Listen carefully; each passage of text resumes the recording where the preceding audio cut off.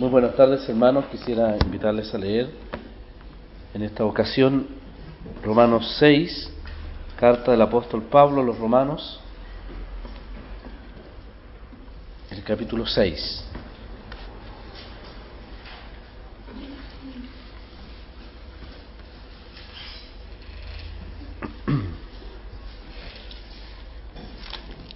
Vamos a leer desde el verso 1, carta a los romanos, capítulo 6, verso 1, vamos a leer hasta el verso 14. Dice así la palabra del Señor.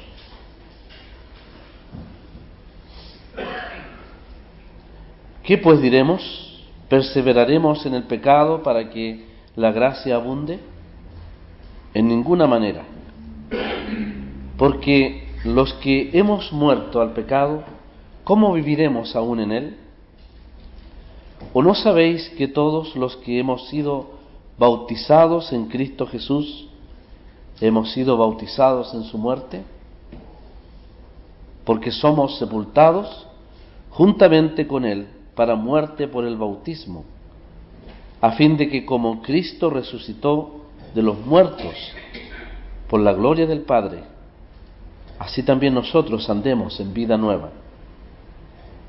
Porque si fuimos plantados juntamente con él en la semejanza de su muerte, así también lo seremos en la de su resurrección. Sabiendo esto, que nuestro viejo hombre fue crucificado juntamente con él, para que el cuerpo del pecado sea destruido, a fin de que no sirvamos más al pecado. Porque el que ha muerto ha sido justificado del pecado. Y si morimos con Cristo, creemos que también viviremos con él, sabiendo que Cristo, habiendo resucitado de los muertos, ya no muere. La muerte no se enseñorea más de él. Porque en cuanto murió, al pecado murió una vez por todas. Mas en cuanto vive, para Dios vive. Así también vosotros, consideraos muertos al pecado, pero vivos para Dios en Cristo Jesús, Señor nuestro. No reine, pues, el pecado en vuestro cuerpo mortal, de modo que lo obedezcáis en sus concupiscencias, ni tampoco presentéis vuestros miembros al pecado como instrumentos de iniquidad, sino presentaos vosotros mismos a Dios como vivos de entre los muertos, y vuestros miembros a Dios como instrumentos de justicia. Porque el pecado no se enseñoreará de vosotros, pues no estáis bajo la ley, sino bajo la gracia. Hasta aquí nomás la lectura de la palabra del Señor.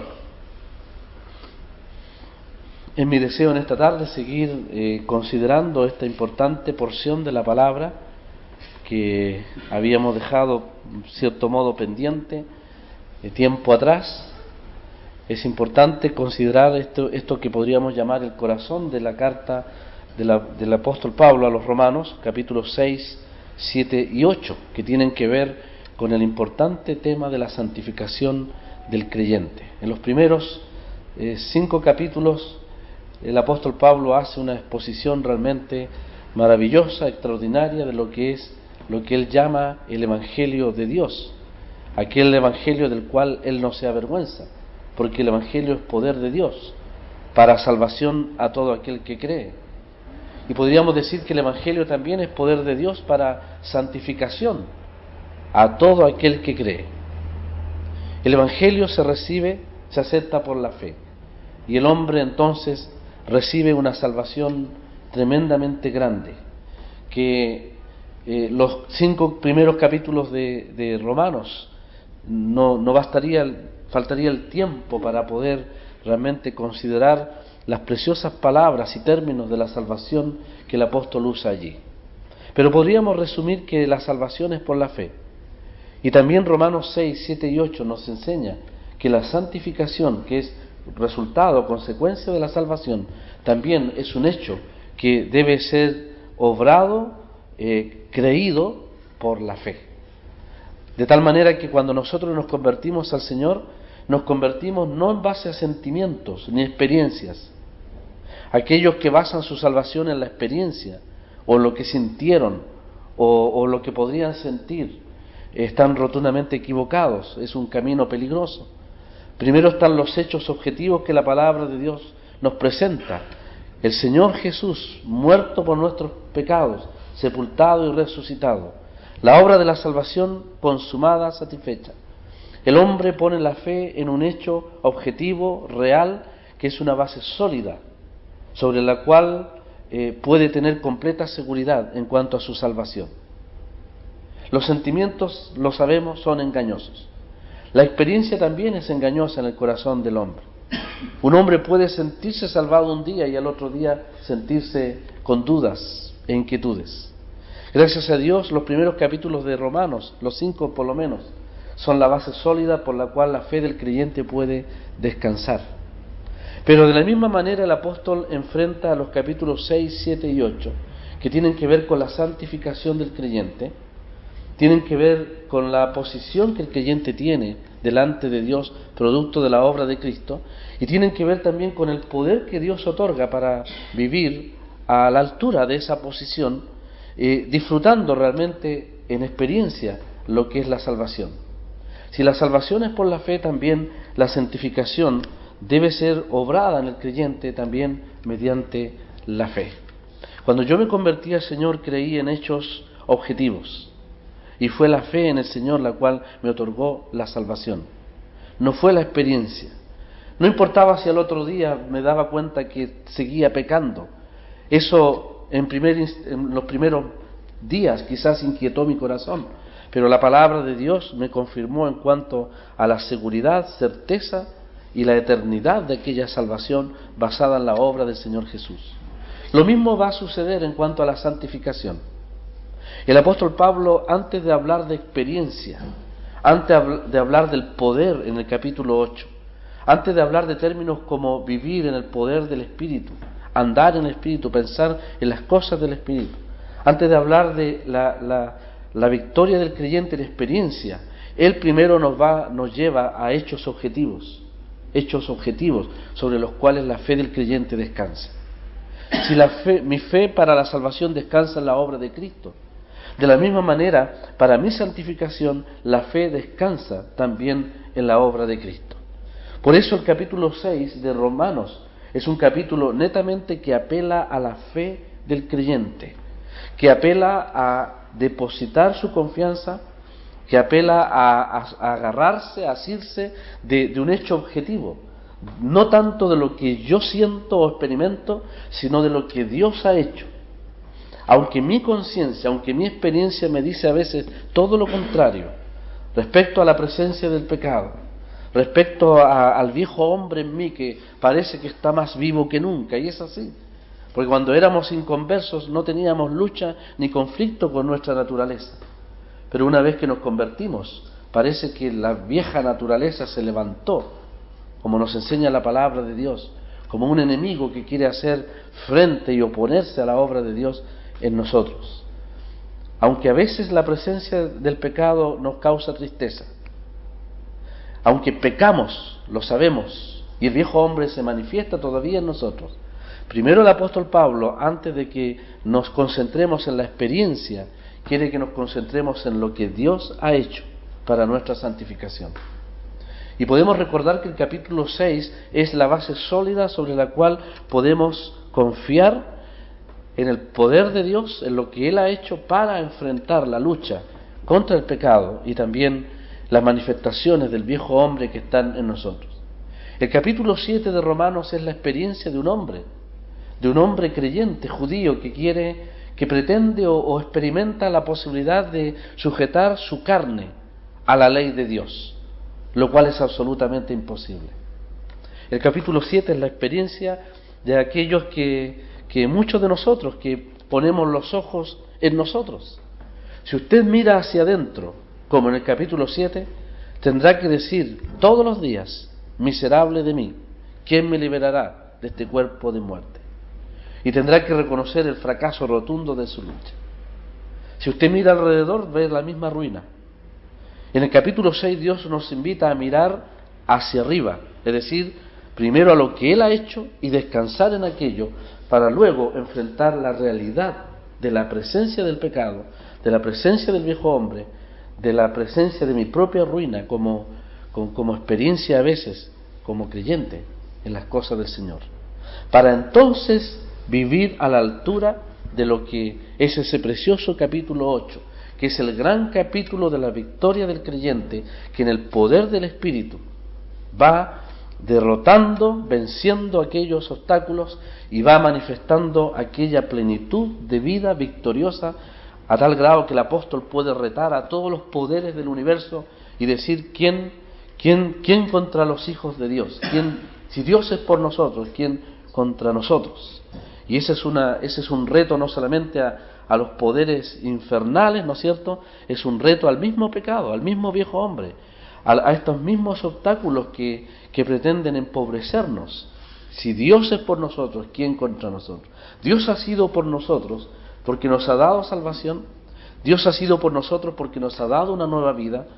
Dios es por nosotros porque nos ha dado una nueva posición en Cristo, de la cual debemos aferrarnos con toda nuestra fe.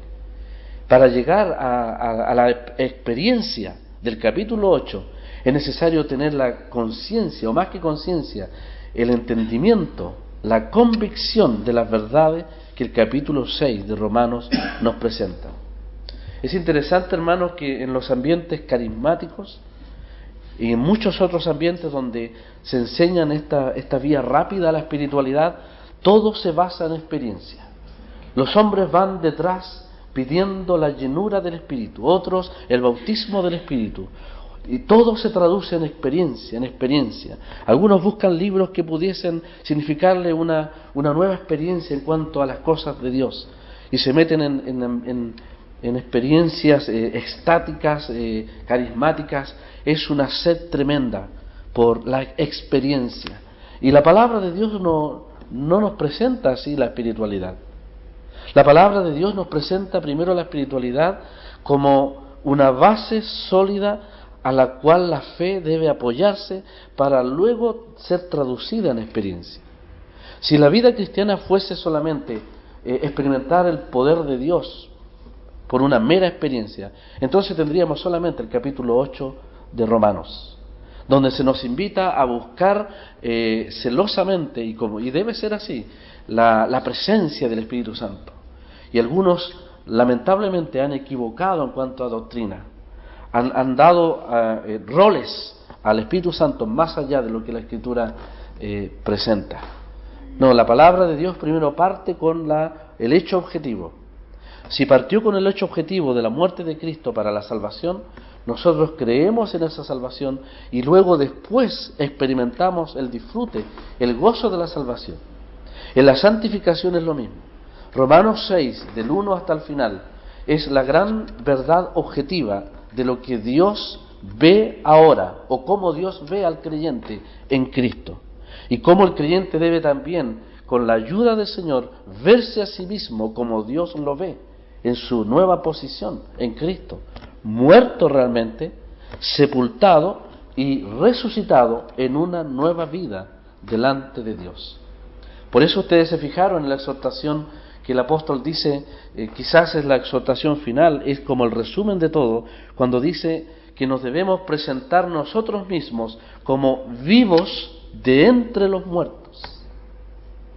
Esto no es experiencia, esto es una convicción, esto es el entendimiento suyo y mío, abierto en cuanto a la bendita verdad de que en Cristo soy uno que está vivo de entre los muertos.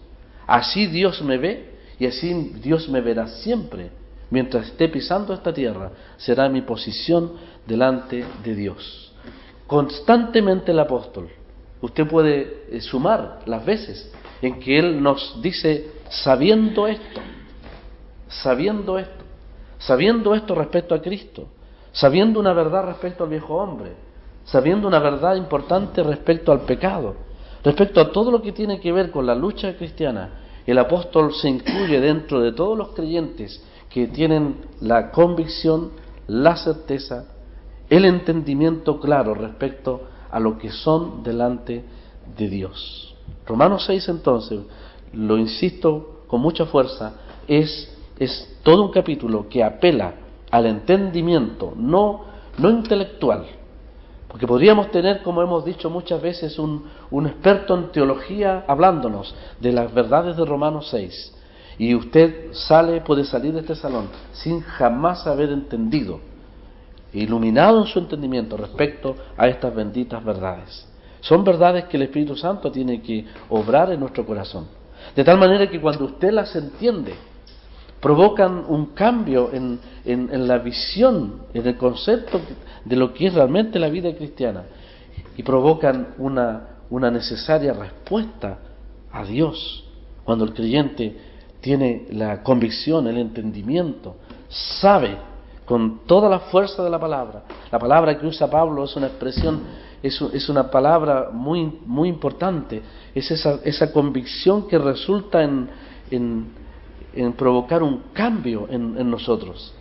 Cuando el creyente se aferra a estas verdades por la fe, no por la experiencia, entonces tiene otra actitud en cuanto a la vida cristiana. Entonces la lucha termina, la triste y amarga experiencia de Romanos 7, donde él solamente se mira a sí mismo, donde él mira sus vanos esfuerzos, la incapacidad de nuestra carne de poder obedecer a Dios sin el poder de Dios, sin la asistencia del Espíritu Santo. Entonces la lucha termina. No es que se desaparezca para siempre, sino que al contrario el creyente aprende a vivir en victoria en base a lo que Dios ha hecho y a lo que Dios también ha provisto para el creyente. Si las verdades de Romanos 5 hacia atrás son fundamentales para nuestra salvación, estos 3 capítulos de la palabra de Dios son fundamentales para nuestra santificación.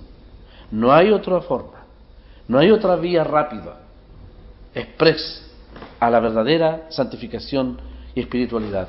Búsquela donde quiera, en experiencias o lo que sea, pero nunca va a encontrar la verdadera santificación y espiritualidad que menciona la palabra de Dios. El apóstol Pablo está preparándonos mentalmente. Ya desde el capítulo 5 está preparándonos mentalmente. Nos ha dicho que en Adán todos mueren. Nos ha dicho que en Cristo todos serán vivificados. Nosotros nos sorprendemos al pensar que en el acto de uno todos perecieron, pero en la justicia de uno todos son justificados. Es interesante cómo el apóstol nos prepara en nuestro entendimiento para llevarnos a la bendita verdad de Romanos 6 que nosotros debemos aprender. Y la verdad será que todo lo que ocurrió con el Señor, o todo lo que el Señor realizó, lo hizo en representación de todos los salvados a través de la historia. De tal manera que no podemos decir que esto ocurrió después de mi conversión o durante mi conversión. Son hechos que ocurrieron en los propósitos de Dios cuando el Señor Jesús fue ofrecido allí en la cruz del Calvario. En cuanto a la salvación y en cuanto a la santificación, Dios no arregla la carga en el camino. Cuando el Señor Jesús murió, Él murió en mi representación y en la suya. Cuando Él murió, todos fuimos sepultados con Él, muertos, sepultados y resucitados con Él a una nueva vida. A una nueva vida. Es la verdad que nos enseña el apóstol. Yo no lo hice. No lo hice en el bautismo tampoco. Nadie piense que en el bautismo usted comenzó a andar en nueva vida. Usted ya estaba en nueva vida. Usted procuró vivir a la altura de esa verdad, pero la nueva vida no se empezó a ejercer allí. Dios ya le veía a usted en nueva vida. Antes de que un creyente se bautice inclusive, él ya está muerto, ya está sepultado, ya experimenta ante los ojos de Dios, ya vive la posición de uno que ha resucitado delante de Dios. El bautismo es simplemente la expresión, y digo simplemente no por quitar el valor a algo tan importante, a una verdad tan grande, es la expresión pública ¿no es cierto? Es el testimonio que nosotros damos de una verdad tan grande que se obró 2000 años atrás, cuando Dios en Cristo Jesús obró todos esos cambios en la vida del creyente. Las grandes verdades que ocurrieron en la cruz del Calvario se hacen efectivas cuando uno se convierte, pero no ocurren a partir de la conversión. Yo soy un beneficiario de aquellas verdades. Yo estoy plantado con Cristo, como dice aquí la expresión, es decir, injertado. Por lo tanto, todo lo que experimentó el Señor también es la situación, la posición mía delante de Dios. Así que nosotros podemos tener la certeza de que estas cosas apelan a la fe y no a la experiencia, de que efectivamente nosotros debemos considerarnos como Dios nos enseña aquí en su palabra. Yo quisiera que nos concentrásemos en el verso 14. Dice, y en base del verso 14 recorrer hacia atrás. Dice, porque el pecado no se enseñoreará de vosotros. Yo quisiera sugerir, hermanos, dos razones por las cuales el pecado no se enseñoreará de ti ni de mí. ¿Qué es lo que deseamos? Es la victoria que queremos tener.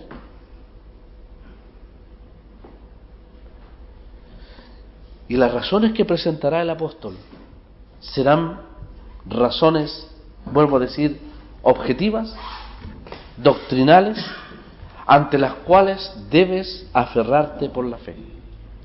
La experiencia está en Romanos 7, la experiencia del fracaso. La experiencia está en Romanos 8, la experiencia de la victoria.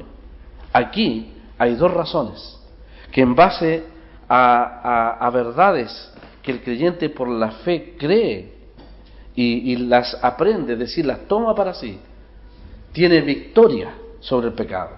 Dice, es la promesa de Dios, y Dios no miente cuando lo dice, porque el pecado no se enseñoreará de ustedes. No se enseñoreará de ustedes. Y hay dos razones, y las dos razones están desglosadas en todos estos 14 primeros versículos, por lo menos en los primeros 11 versículos de esta carta. La primera razón por la cual el pecado no se enseñoreará de mí es una razón que tiene que ver con el entendimiento del creyente. Con el entendimiento del creyente. Y eso está desde el verso 1 al 11. Fíjese usted, hermano, cuán ampliamente escribe el apóstol para decirnos que si estas verdades afectan tu entendimiento, el pecado no se enseñoreará de ti. La segunda razón la vemos allí en el versículo 12, 13 y 14, y podemos decir que tiene que ver con el ofrecimiento. Si el primero es el entendimiento, el segundo es la respuesta de ese entendimiento, la consecuencia lógica de ese entendimiento. Es en vista de lo que ya sé, en vista de la convicción que Dios me ha dado, yo respondo, es lo que dice el apóstol. Cuando tendrá que decir, ofreceos o presentaos vosotros mismos delante de Dios como vivos de entre los muertos. Entonces, cuando el apóstol Pablo dice el pecado no se enseñoreará de vosotros, son dos razones por las cuales efectivamente no sucederá así. La primera en el ámbito de mi entendimiento y la segunda en el ámbito de mi respuesta hacia Dios. Mi respuesta hacia Dios depende de lo que yo entienda de los primeros 11 versículos de Romanos. Y puede que mi respuesta hasta el día de hoy sea pobre en relación a ofrecerme a Dios como vivo de entre los muertos, porque es una verdad que la tengo en la mente, la tengo en la teoría, está quizás en mi conciencia, pero mi entendimiento espiritual no ha sido despertado en cuanto a las tremendas implicancias de esta bendita verdad. Cuando yo era inconverso, no entendía una verdad tan sencilla como aquella que dice que somos salvos por la fe. No podía entender que todo había hecho por Dios. Y hay algunas personas que sí lo entienden, pero espiritualmente no han sido despertadas a esa realidad. No lo entienden espiritualmente y nunca se convierten. Hay algunos que son verdaderos teóricos de la salvación y tienen clarísimo el plan de la salvación, pero no han sido despertados en su entendimiento, porque si entendieran realmente espiritualmente lo que es la salvación, serían los primeros en correr a la cruz del Calvario para echarse a los pies del Señor Jesús y clamar por salvación y perdón. Y en lo que es la santificación es lo mismo. Yo puedo estar 10, 20, 30 años como creyente, y si estas verdades no son despertadas en mí, puede que sea un creyente que teóricamente las conozco y que vive en una permanente lucha, como todos vivimos, en un permanente lamentar y sufrir, en un permanente miserable de mí. ¿Y por qué? ¿Acaso el Evangelio, que es poder de Dios para salvación, no es también poder de Dios para santificación? Las cadenas del pecado, las prácticas, los vicios y todas aquellas cosas que amarran a nuestra naturaleza, el poder de Dios no tiene. El mismo Evangelio que salva eternamente no tiene el poder para la santificación. No está el problema en Dios, está el problema en el corazón del hombre, en el corazón también del creyente. Quizás en nuestra pobre disposición a escuchar la palabra, nuestra pobre disposición a buscar y a pedir al Señor que abra nuestro entendimiento. Muchas veces salimos de las reuniones como una reunión más, con conocimiento, beneficiados sí, porque nunca la palabra de Dios es en vano, produce un efecto, pero muchas veces impedimos que ella haga el efecto real que Dios quiere en nuestros corazones. Si el hombre entonces entiende estas verdades, Pablo dice, habrá una respuesta, y la respuesta es: te ofrecerás como vivo de entre los muertos. Y por causa de tu entendimiento iluminado respecto a esta verdad, y por causa de tu respuesta, por estas dos poderosas razones, dice, el pecado no se enseñoreará de ti. Ya no tendrá el poder de antes, ya no será el mismo esclavizante de antes. Las viejas prácticas, aquellas cosas que te esclavizan una y otra vez, serán rotas, porque tú entenderás que ya no tienen propósito delante de Dios. Entenderás que el pecado es un amo derrotado, que el viejo hombre que soy yo lo considerarás realmente crucificado, como la palabra nos enseña. Ya no vivirás para ti, con todas tus frustraciones, con todos tus desánimos, con todas tus ambiciones, con todas tus luchas, todo en torno a ti. Cuando el hombre considera al viejo hombre muerto, se acabó el viejo hombre. Pablo dice, ya no vivo yo, mas vive Cristo en mí. La vida es distinta. El creyente puede ir por la vida sin las luchas propias de su carne, que busca lo suyo propio y no lo de Cristo Jesús. Entonces, la primera razón por la cual el pecado no se enseñoreará de nosotros es una razón en cuanto al entendimiento. Y el versículo, en cuanto al entendimiento, del versículo 1 al versículo 12. Y entonces el apóstol comienza a desglosar esta verdad que es importante que nosotros conozcamos. En primer lugar, tiene que ver con un aspecto posicional. ¿Qué es lo que yo debo entender?, dice el apóstol. En primer lugar, tengo que entender que tengo una posición en Cristo, que Dios la obró. Ese es el aspecto posicional. ¿Cuál es esa verdad? Está allí en el verso 2. Hemos muerto. Así de simple. Lo sientas o no lo sientas, estás muerto. Un hecho que ocurrió en el pasado. Tú no obraste esa muerte, ni moriste al pecado ni al mundo cuando usted o cuando yo me bauticé. Dios lo hizo en la cruz del Calvario. Yo quise ponerme a tono en esa verdad cuando yo me bauticé. Es la aspiración de vivir como Dios quiere, como Dios me ve. Pero yo no lo obré. Yo no morí al pecado. Yo fui muerto cuando Cristo murió allí en la cruz. Los que hemos muerto al pecado, pregunta el apóstol, ¿cómo viviremos aún en él? Los que hemos muerto. Volvemos a repetir, Pablo dice, personas como nosotros, que hemos muerto, dice. ¿Cuándo morimos? Cuando Cristo murió. Pablo está completamente asociado, por eso cuando dice, ya no vivo yo. Porque Pablo dice, el viejo Pablo, es decir, Saulo de Tarso, fue crucificado, murió, Dios le dio muerte cuando Cristo murió. Pablo nos enseña que no solamente los pecados de Saulo de Tarso fueron puestos sobre Cristo, sino que él mismo, su vieja vida, lo que él es en Adán, Dios terminó con él en la muerte de Cristo. Pablo se aferra poderosamente a esa verdad, de tal manera que en Gálatas 2:20 puede decir, ya no vivo yo. Si Dios me dio muerte al viejo Saulo, ya no vivo yo, dice, vive Cristo en mí.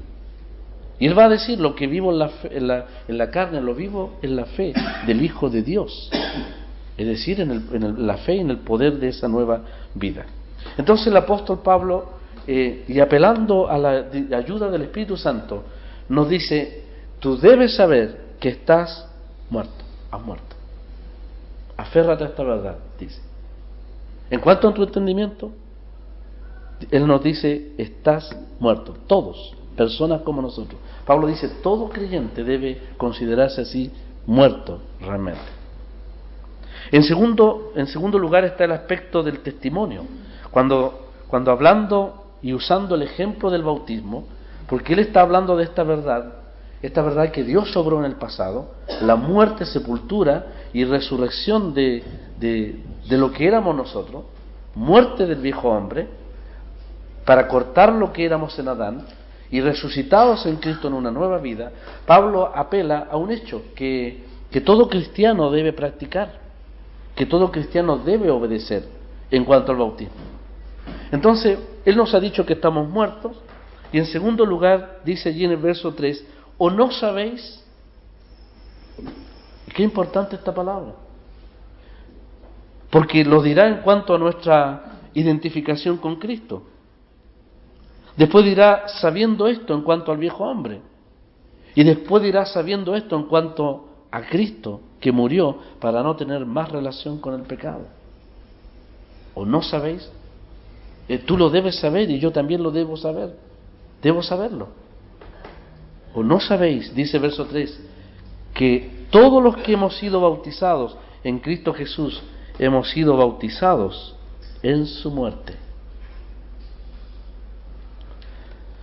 Sepultados en su muerte. El verso 4, porque somos sepultados juntamente con Él para muerte por el bautismo. El bautismo es la expresión de esto. Vuelvo a repetir, no ocurrió esto cuando usted se bautizó. Pablo está apelando a un hecho que es la representación de una verdad que Dios obró en el Calvario.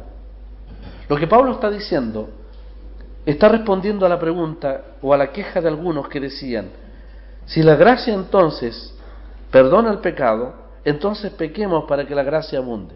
Y Pablo dice, en ninguna manera, porque nosotros hemos muerto. Y en segundo lugar dice, además nosotros hicimos profesión pública de esta verdad. ¿No sabéis que los que hemos sido bautizados? Le dice a los judíos. Cuando nosotros nos bautizamos, manifestamos públicamente la verdad de lo que somos ahora delante de Dios. Estamos sepultados, muertos, y estamos en novedad de vida delante de Dios. Eso es un entendimiento que el creyente debe tener en cuanto a lo que Dios ha hecho. En tercer lugar está el aspecto judicial, y está en el verso 6, cuando dice, sabiendo esto que nuestro viejo hombre fue crucificado juntamente con él. Ahora Pablo apela a un aspecto judicial. Nuestro viejo hombre fue crucificado juntamente con Cristo. ¿Lo sabes? Usted que se bautizó lo sabe. ¿Y por qué el viejo hombre me sigue dando problemas hasta el día de hoy? ¿Por qué sus ambiciones, como hemos dicho, sus frustraciones, sus concupiscencias, su carácter? ¿Por qué si está vivo ahí? ¿Cómo dice Pablo que fue crucificado juntamente con él cuando yo a veces veo que se presenta y se quiere levantar en mi vida? Es que yo debo considerarlo así. Sí, Dios lo juzgó, judicialmente le dio muerte. O más bien dicho, lo crucificó. Sigue vivo, pero está crucificado delante de Dios. Dios terminó con el viejo hombre. Terminó con lo que yo era en Adán, con lo que usted era en Adán. Y si usted se arma de este mismo pensamiento, entenderá que dejar que el viejo hombre se manifieste en mi vida, lo único que hará es hacerme sufrir. Y hará que me haga esclavo del pecado siendo libre. Me hará siervo del pecado y no siervo de la justicia. Esta es una bendita verdad de parte de Dios. Porque si su viejo hombre estuviese judicialmente vivo, latente, usted no sería salvo, ni salvo. Si un solo pecado de la cruz del Calvario, mío, no hubiese sido juzgado en la cruz, yo no sería salvo. Si hubiese quedado un pecado sin ser juzgado en la cruz, no sería salvo. Si el pecado, que es el mal mismo, el veneno que está en mí, la raíz misma, no hubiese sido juzgado en la cruz cuando Cristo fue hecho pecado por mí, yo no podría presentarme delante de Dios, porque el pecado está en mí, pero judicialmente Dios le dio muerte en Cristo. Y el viejo hombre también, y mis pecados también. No hay nada que me conectaba con Adán que esté vigente ahora por causa de la muerte del Señor. Dios cortó todos los lazos judiciales con mi vieja vida, con lo que yo era en Adán. Él primero trató con el problema del pecado, esta ley que gobierna mi ser, que todavía está en mí. ¿Y cómo lo trató? Cristo fue hecho pecado. Como una serpiente fue levantado en la cruz, Dios castigó el pecado en él. Pero la enfermedad, la raíz produce frutos. Y los frutos son los pecados que yo en mi vida hice, que me traían culpa, que me traían una carga y que me acarreaban un castigo de parte de Dios. Pues todos mis pecados fueron puestos sobre Cristo en el madero. Cristo fue hecho pecado para morir, para terminar con la raíz, que es la pared, el gran obstáculo que Dios tenía que quitar. Cristo llevó mis pecados, que son la consecuencia directa de lo que yo hice. Pero en la cruz del Calvario, Dios también crucificó al viejo hombre, lo que yo soy, lo que yo era en Adán. Todas las relaciones se cortaron. En cuanto al viejo hombre, crucificado. En cuanto a mis pecados, todos perdonados, eternamente perdonados. Me traen, yo tengo total paz y seguridad, como dice Romanos 5, justificados por la fe tenemos paz. Pero usted debe saber también que en relación al pecado que todavía vive en usted y yo hemos también sido justificados del pecado, del mal que está en mí. Y con la misma paz y seguridad y paz de conciencia con que yo asumo la verdad de que mis pecados han sido perdonados, yo debo creer que el pecado que está en mí, la raíz que todavía está en mí, Dios le dio muerte. De tal manera que cuando el apóstol Pablo habla de estas verdades, nunca en su mente, cuando él recuerda lo que es, cuando el pecado quiere asomar, cuando las inclinaciones de mi naturaleza caída quieren manifestarse y oponerse a las cosas de Dios, nunca Pablo cae, nunca jamás cae en un derrotismo, en una actitud de miseria respecto a su salvación, jamás. Cuando él recuerda la realidad de su pecado, se aferra a la realidad de su posición en Cristo y acude al poder del Espíritu de Dios para vencer las inclinaciones de su propia carne.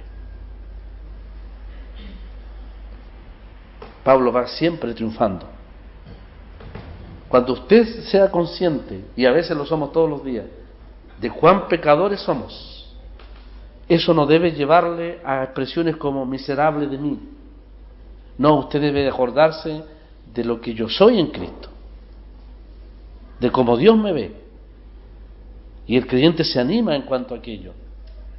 El creyente asume una nueva actitud frente a la realidad del pecado que está en uno. ¡Qué tremenda verdad! ¿Sabe usted que el verso 7, capítulo 6, verso 7, es una de las más grandes verdades de la palabra de Dios? Es tan corto el versículo que a veces se nos pasa de largo y no dimensionamos lo que significa aquello. Usted y yo hemos sido justificados del pecado. Sí, el mismo mal que está en mí, que produce multitud de pecados, si yo lo dejo obrar, de ese pecado, dice, he sido justificado. Está en mí, pero Dios ya lo juzgó. Ya no hay relación en cuanto al pecado, yo ya no tengo más relación con el pecado.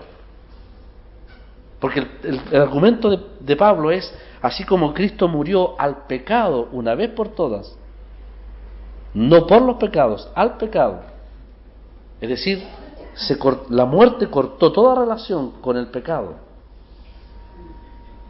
Así también nosotros, al morir con Cristo, al ser sepultados y resucitados, ya no tenemos más relación con el pecado. ¿Lo cree? Usted dirá, pero es que mi experiencia dice lo contrario. Pablo no está hablando de experiencia. No está preguntándole lo que usted siente, o si el día de mañana tiene envidia, o con una mirada los ojos se le van a ciertas cosas. No está preguntando la experiencia. Dios sabe que la experiencia es así.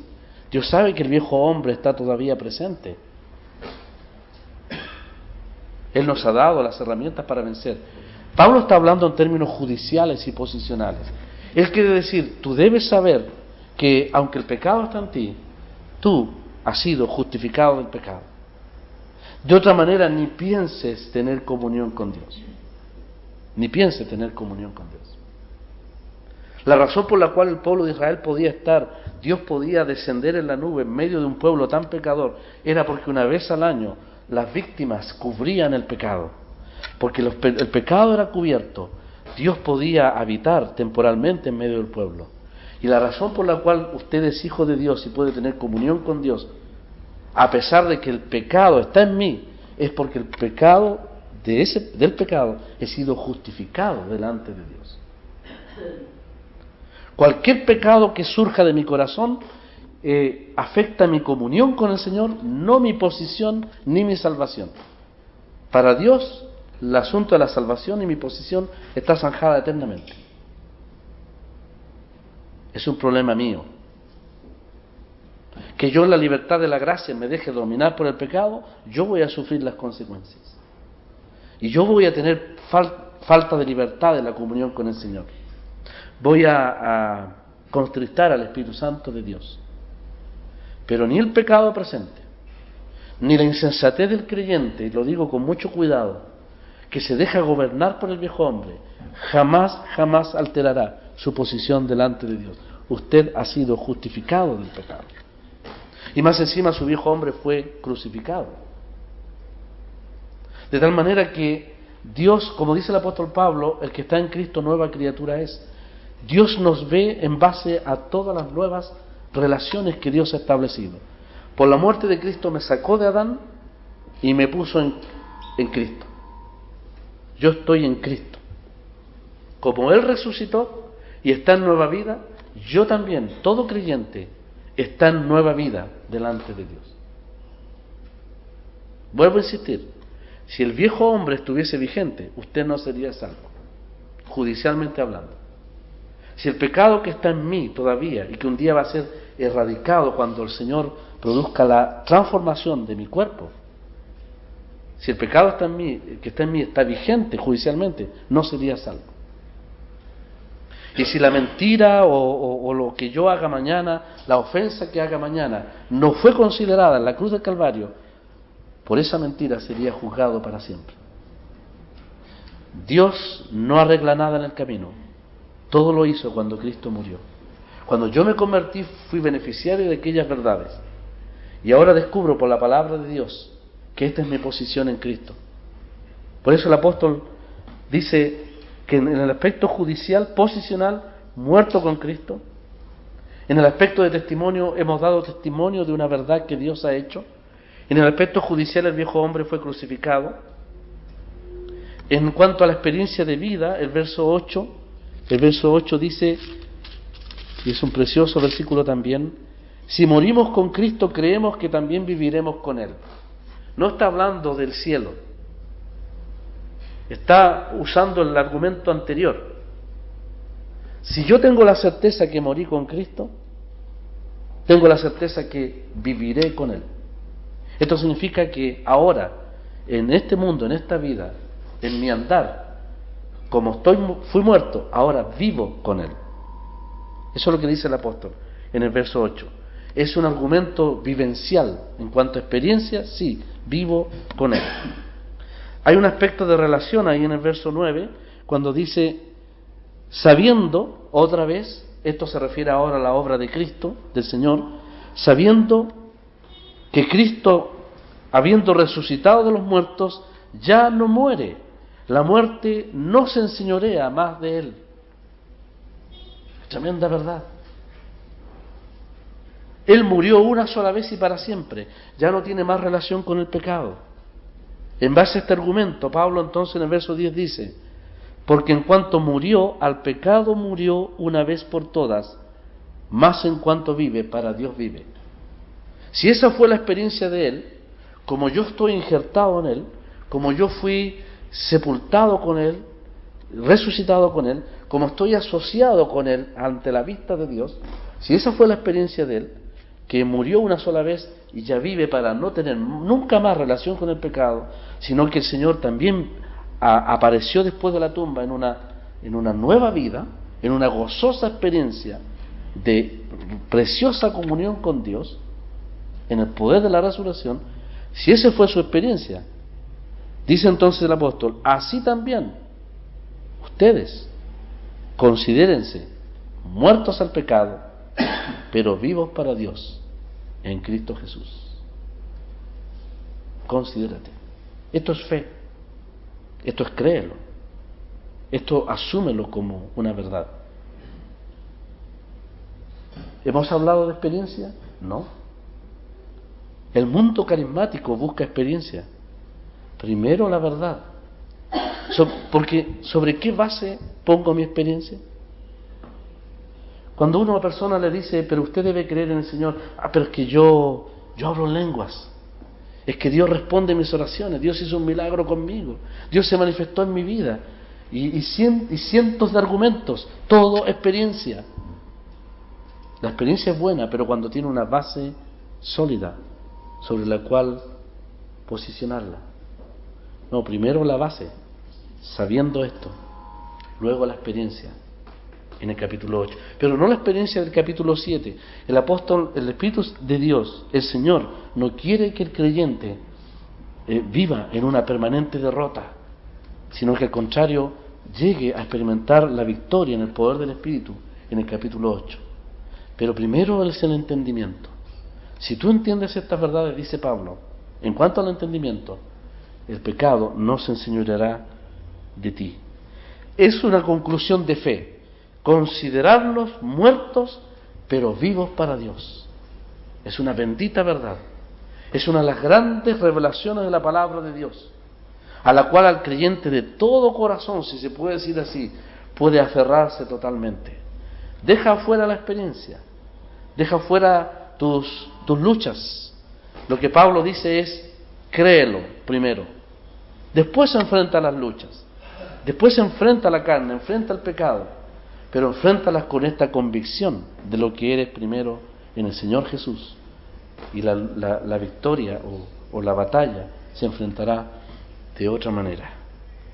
Cuando el creyente entonces es iluminado en cuanto a este entendimiento, nace la respuesta inmediata, nace inmediata.